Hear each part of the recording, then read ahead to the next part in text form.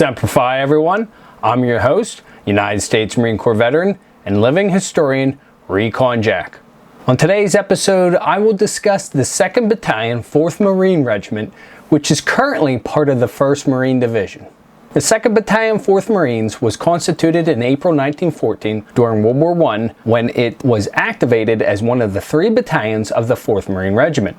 Shortly after being activated, the battalion deployed to Mexico as part of the punitive expedition led by U.S. Army General John Pershing.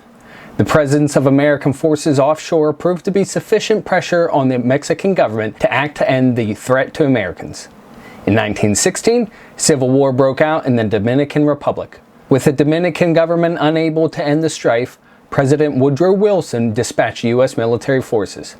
Soon after, 2-4 landed ashore, and after several clashes with rebel forces, successfully put down the revolution. Occupation duty followed pending the establishment of an elected government, and the battalion departed the Dominican Republic in August 1924 for San Diego, California. During October 1926, the federal government directed the Marine Corps to furnish units to guard the mail because the Postal Service had been experiencing several robberies.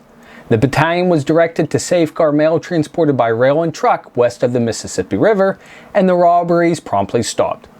In April 1927, the battalion was ordered to Tianjin, China. Their mission was to reinforce U.S. military forces already in place against rebelling Chinese nationalist forces.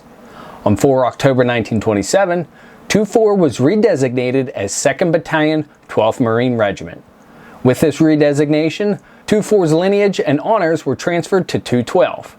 A new 2-4 would be activated in the future, but for lineage and honors purposes, it would in no way relate to the old battalion.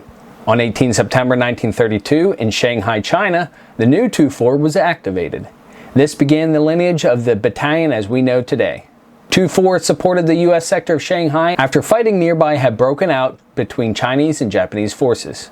In May 1940, 2-4 received a new battalion executive officer by the name of none other than Chesty Puller.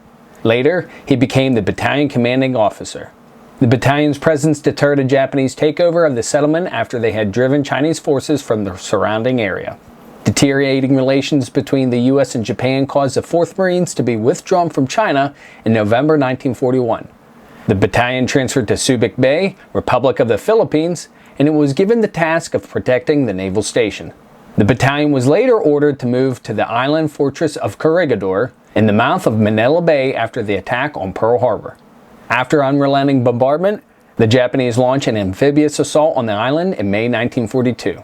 Though under-equipped and outnumbered, the 4th Marines fought courageously. They were eventually forced to surrender on 6 May 1942 under orders from U.S. Army Major General Jonathan Wainwright.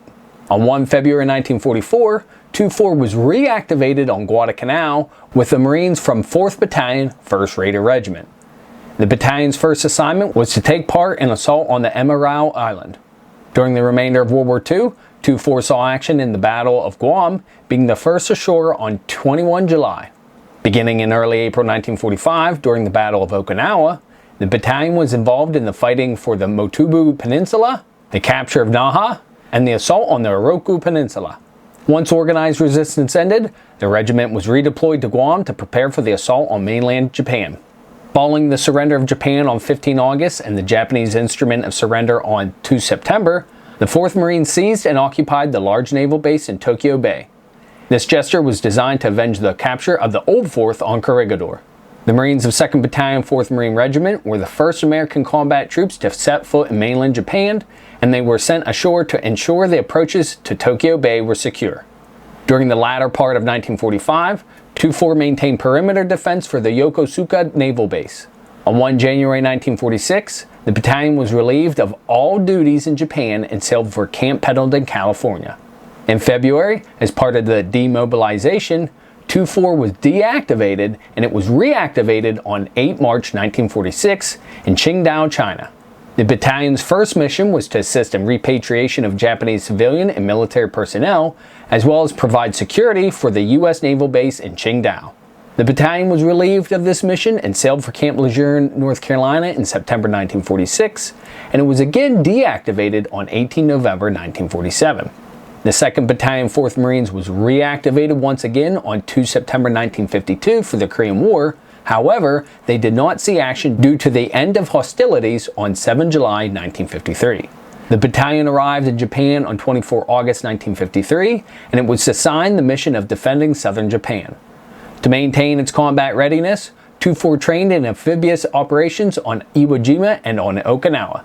The 4th Marines was transferred to Hawaii in 1953, becoming part of the 1st Marine Brigade, and the battalion then settled down for a 10-year tour of duty. I hope you enjoyed today's episode of Recon Jack, and perhaps you've learned something new. Stay tuned for part 2 of this episode as I continue to explore the hallowed history, traditions, and individuals of the United States Marine Corps. Please feel free to like this video, subscribe to my channel, click that notification bell, and leave a comment in the section below. I always enjoy interacting with you folks and seeing the growth of this channel.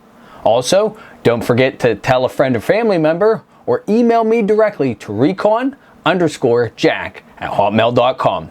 Until next time, Semper Fi, and carry on.